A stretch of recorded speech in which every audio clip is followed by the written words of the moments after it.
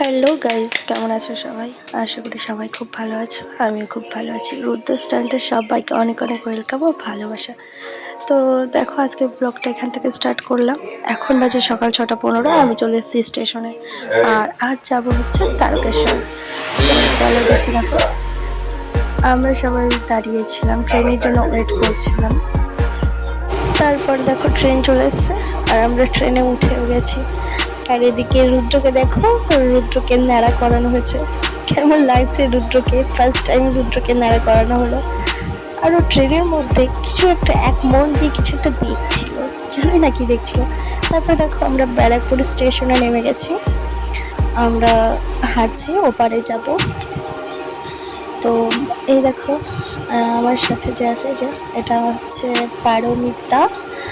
আর এদিকে হচ্ছে যে আছে, এটা হচ্ছে আমার কাকিমা। এই কাকিমা রুদ্রের জন্য মানত করেছে, তো সেই মানতটা দিতেই আজ আমরা তারকেশ্বর যাচ্ছি। আর এদিকে দেখো, আমরা চলে এসেছি টোটো স্ট্যান্ডে। এখান থেকে আমরা টোটোতে উঠলাম। টোটোতে উঠে আমরা যাব হচ্ছে তোমার 2 পয়সার ঘাট। আর সেখানে গিয়ে লঞ্চ করে গঙ্গাঘাট পার হব। পার হয়ে যাব তোমার শেওড়াফুলি। শেওড়াফুলি গিয়ে ওখানে গঙ্গাঘাটে স্নান করব, এবং স্নান করে ভোলা বাবার জন্য জল নেব ওখান থেকে।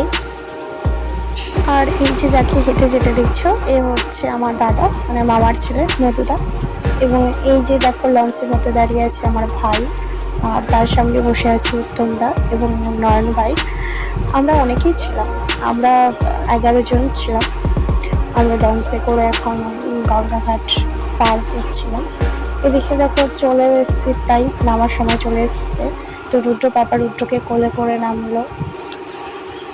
তারপর চলে এলাম দেখো শেওড়াফুলি নিমাইয়ের গঙ্গাঘাটে স্নান করতে। এদিকে স্নানও কমপ্লিট, আর ভোলা বাবার জন্য আমি জল নিয়েও রেডি। এবং হাঁটতে থাকলাম শেওড়াফুলি স্টেশনের দিকে যাওয়ার জন্য। আর এটা মনে হচ্ছে যে কখন ভোলা বাবাকে দর্শন করব, মানে আর মন মানছিল না।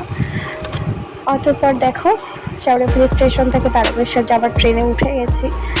আর দেখতেই পেলে একদম জ্যান্ত ভোলা বাবাকে দর্শন করলাম। আর তারপরে হচ্ছে এবার মনে হচ্ছিল যে আর কতক্ষণ লাগবে, কতক্ষণে ভোলা বাবার দর্শন পাবো। আর অ্যাট লাস্ট দেখো, ভোলা বাবার কাছে প্রায় পৌঁছেই গেছি। তো ভিতরে যেহেতু ফোন অ্যালাউ নেই, তো আমি ভিডিও আর কিছু করতে পারিনি। এটা হচ্ছে তোমার পুজো দিয়ে আসার, মানে ভোলা বাবাকে পুজো দেওয়া আসার পর, ভোলা বাবার মাথায় জল ঢালার পর এই ভিডিওটা করেছি। আর এটা হচ্ছে ভোলা বাবার মন্দিরের সাথে একটা মায়ের মন্দির আছে, ওখানকার ভিডিও। তারপর আবার দেখো সেমভাবে ফিরলাম। তো মাঝখানে আর কিছু ভিডিও করা হয়নি। লাস্ট আমাদের রানাঘাট স্টেশনে এসে এই রিলসটা করেছিলাম, তো তোমাদের সাথে শেয়ার করলাম। আর ভালো লাগলে অবশ্যই লাইক, কমেন্ট, শেয়ার এবং সাবস্ক্রাইব করতে ভুলবে না। টাটা।